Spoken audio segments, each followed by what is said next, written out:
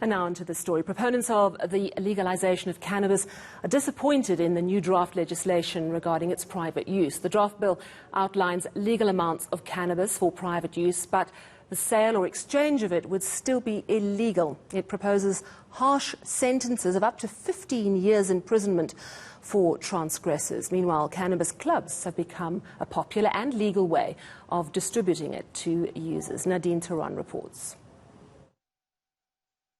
South Africans who smoke cannabis, known locally as dacha, have been warned that puffing and passing joints on could spread COVID-19.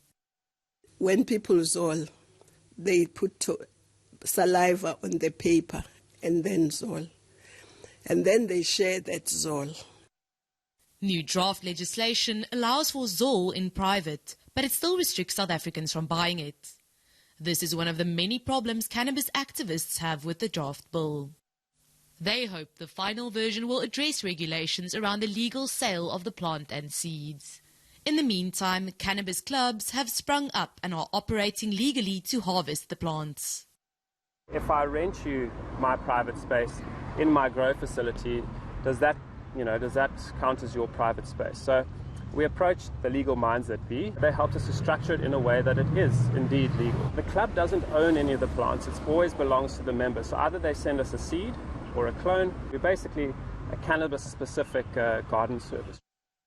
The Haze Club takes care of about 300 plants and delivers the products to their members. Liddell says that the draft bill is entirely punitive and criminalizes the plant, reinforcing the stigma around it. Opinions on whether or not the new bill should allow for the commercialization of the cannabis industry are polarized. On the one hand, it could help grow the economy in rural areas. On the other, it could allow for big corporates to steamroll over communities whose culture its cultivation has been part of for centuries.